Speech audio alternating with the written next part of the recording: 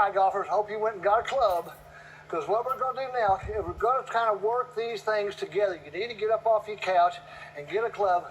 The biggest problem that I see most golfers have, I've got a real good friend where I have a few cocktails in the evening, Russ Ogg, that is a great golfer. Just one of those guys that just naturally got a good swing. And I saw him in the bar a month ago, and he was just mad because he finally got his golf game where he wanted it to be, and had played the last 5 rounds in 12 under par. And now it's getting cold, and he's got to stop. Daylight savings time's off. His clubs are going to be getting dust in the closet, and he's going to take the whole gosh dang winter off and start all over next year. What we're going to do here, we're going to work these things together and keep, golf is a year-round sport. If you want to have the same game the start of the summer as you had at the end of the summer, you cannot take the winter off. So these little exercises are designed for you to keep the idea of the feel of the weight of the club in your hand and the muscle memory, keep golf in your mind all year long. So we're going to do these exercises together over the next few weeks. Let's start with the grip. What I want you to do is hold the club straight up in the air. Okay? Now, what I want you to do here is that on your left hand, the club fits in your fingers. Don't get it over here in the palm. It fits in the fingers. If you can do that, you can keep that club face square. Now, a lot of you guys, I'll admit, some of you, we hang our hands straight down like this, and some of us are like that. Now, if you're one of these guys that hangs like this, your hands are going to be more over than they are if you hang straight down. That's just an adjustment individually. You'll feel this, but you can't do this. You just can't do that. That's not going to work for you. But a little adjustment because your hands are like this, that's okay. Try and get your elbows inside your hips as you do this. If you got the big barrel and you're on the side, just don't be over here, okay? And put that hand in that club in the fingers. The right hand, this is simple. Nobody should ever have a hard time doing the right hand. You've been doing this all your life. If you're standing on the side of a creek bed and go around and try to find the best rock you can find, you'll get a nice flat rock, and you're going to hold it just like that. That's the way you skip rocks. And I promise you, your hand goes on a golf club exactly the same way. This knuckle right there is flat, and it's on the bottom of the golf club. And your hands look something like this. I'll give you a little variation here and here, but not much. You'll be able real quick to tell if you can put the club up and down and that shaft still be straight. If you can't, you need to adjust it. If you put your hands on a club and you stand up and it's like that, just make the adjustment till it's straight and then set it back down. And understand, please, this is not supposed to feel good. You're supposed to get used to the feel. And the more you do this, the more it'll become second nature and it'll feel good to you. If you look at your hands, the V on your right hand, your thumb fits almost in it.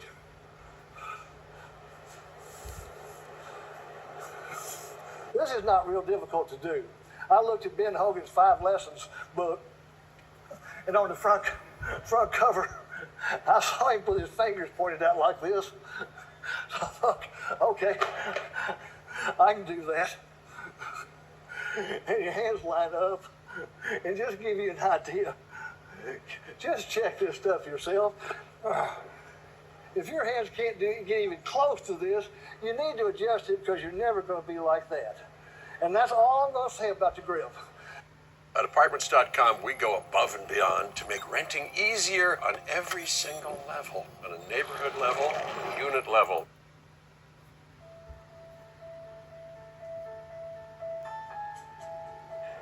This is what builds your golf swing. This is what makes you do it over and over and over. Is doing it over and over and over so you can tell your body to do something different.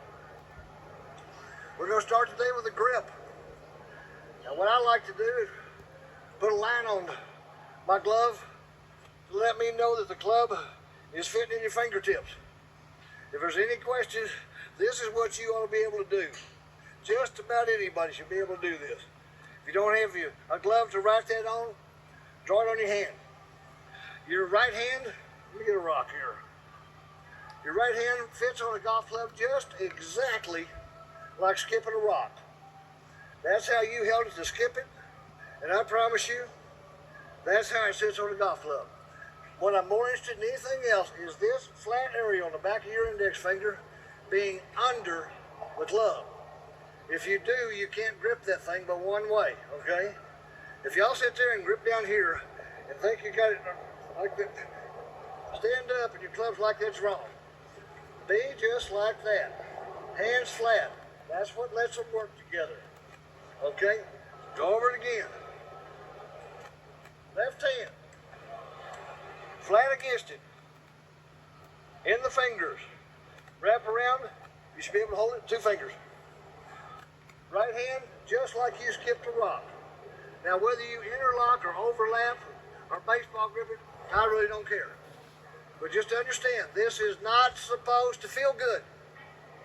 You're supposed to get used to the feel. So don't grip it real tight. Let your wristies be loose, okay? The grip. Here's a quick summary of the grip. Your hands go on a golf club flat. The club sits in your fingers. You must do what is natural for you. There are 3 basic types of grip: interlocking, overlapping, and baseball. The club face must be square at impact. This is not supposed to feel good. Get used to the way it feels.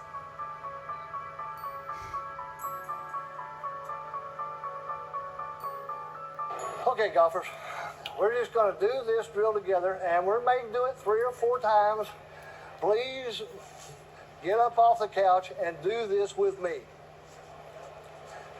What we're going to do here is stand tall. That philosophy I have is stand tall, stay tall. I want you to be in balance, okay? Like your baseball bat, I want you to stand up. You got a little flex in your knees, back straight. That's baseball. So this is how you do that. Stand up, put the club up here in front of your face, and grip your hands flat, okay? Back of this finger is going to go behind the club. Some of this stuff I'm going to say over and over and over till it registers. You scratch your hands down your chest like this. Some of you are going to be on the sides. I just don't want you to be like that, okay? Find a comfortable spot here. Set the club down so you can drop it, and it won't go any lower. From there, just bend at the waist until the club hits the ground. From there, just soften your knees a little bit, and that should be pretty close to where you used to in the baseball bat. And that'll put your hands as close to your body as you can get them. Let's go over this again. Stand up, put that golf club up in front of you, hands on it, flat. Elbows inside. If you can get your elbows pointed to your hips, if you can't, get it as close as you can. Let your hands drop down to where it rests on your belly. Drop it. It's not going any lower. From there, just bend at the waist until the club is on the ground. And then soften your knees. And you're in a very balanced athletic position. Now, if you happen to do this, if you sit up, drop it down, and you turn around and bend at the waist until your clubs touches ground, and that sucker's sitting on the toe like that, then your golf clubs are not fitting you. And the worst thing you could possibly do for yourself in the long run of golf is to widen, put it out, and move and adjust yourself to fit that club. That is not what it's designed to do. The whole idea of golf and clubs is there's a lot of different shafts and a lot of different angles and heads, and we can change them and we can make this golf club fit the way you stand in balance. We don't want that club to influence you. The club needs to help you.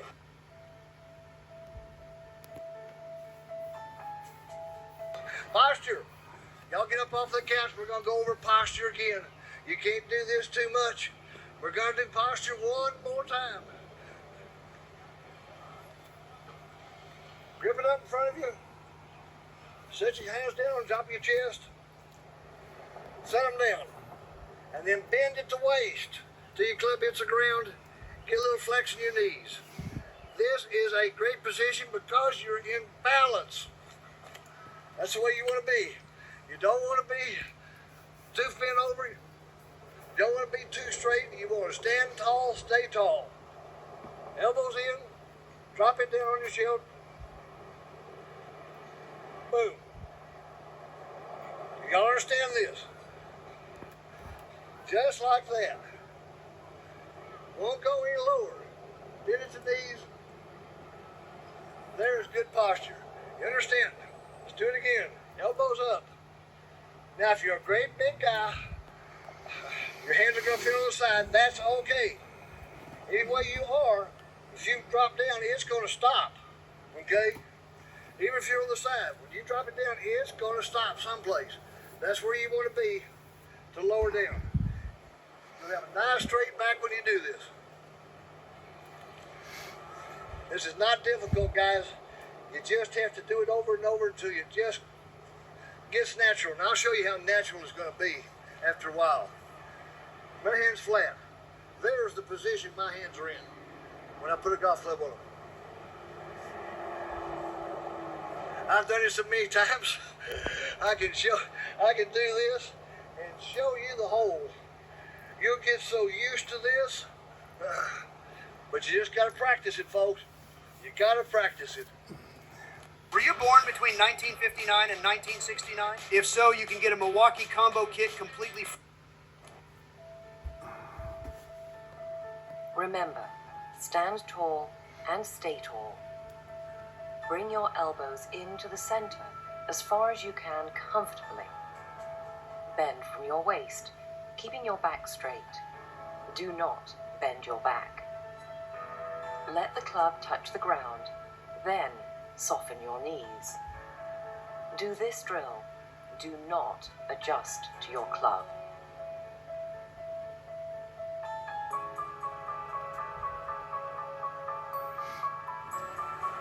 All right, golfers.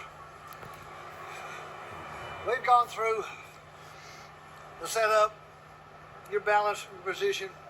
I want to start next by letting you understand what moves what. You see a lot of golfers that swing a golf club and stay on their back foot. You see it all day long. Start the ball off of the left side, fade the devil, never transfer weight. Understand, feet move the hips. Hips don't move the feet.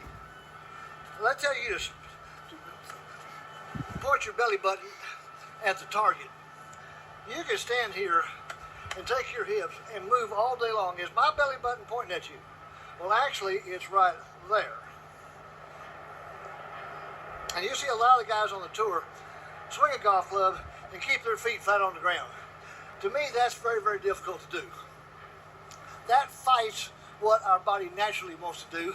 Because when you pick that ball up at shortstop and you're going over second or skipping rocks, that weight shifts and your heel comes off the ground. So I just want you to understand, feet move the hips. Hips don't move the feet. If you want your hips and your belly button to face the target at the end, what I do is I take the heel of my club, my heel of my foot, and I'm literally throwing it over to get it up on the toe. Literally taking the heel and throwing it over. Now my belly button is pointing at the That's 100% weight transfer. I got everything over here. If you do this, you're not moving the weight, and that's costing you distance and power. So I want you to understand, feet move the hips. Hips don't move the feet. Okay? Round up. Any questions?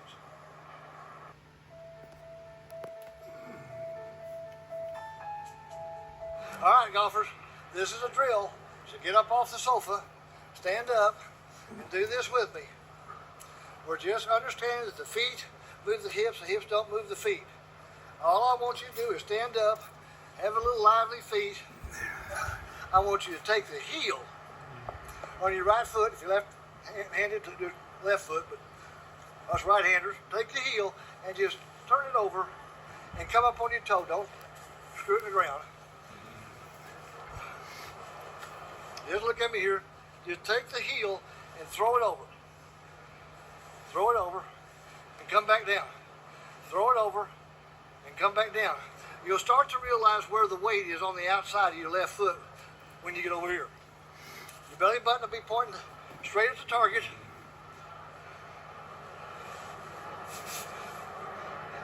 And most of your weight will be on the outside. You need to feel this. Do the exercise. Throw it over. Don't screw it in the ground. That leaves everything here. You stand here, throw the heel over. This is where you're trying to get to, okay? Now, before you sit down, can you tell me what makes a golf club take a divot? I've looked on all these videos on YouTube, seen more articles than most.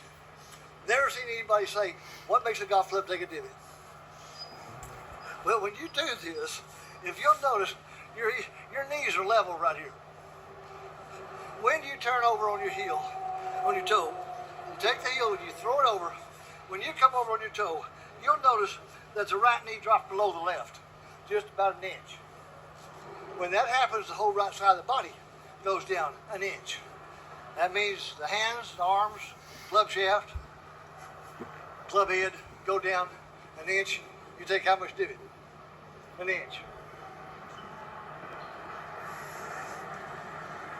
Throw it over. You see the weights over here? That's all I want you to do, guys. Just practice this until it feels really good and you can realize that the weight's on the outside of your left foot when you get through. Throw it over. Your weight should be over here. That's all we're trying to do. The golf swing starts from the ground up. The feet move the hips. The hips do not move the feet. Your belly button points at your target when you complete your swing. Do not fight what your body wants to do naturally. Take your right foot and throw it onto the toe. Then allow your body to follow. When you transfer your weight to your left side, your right side drops an inch. That's why you take a divot.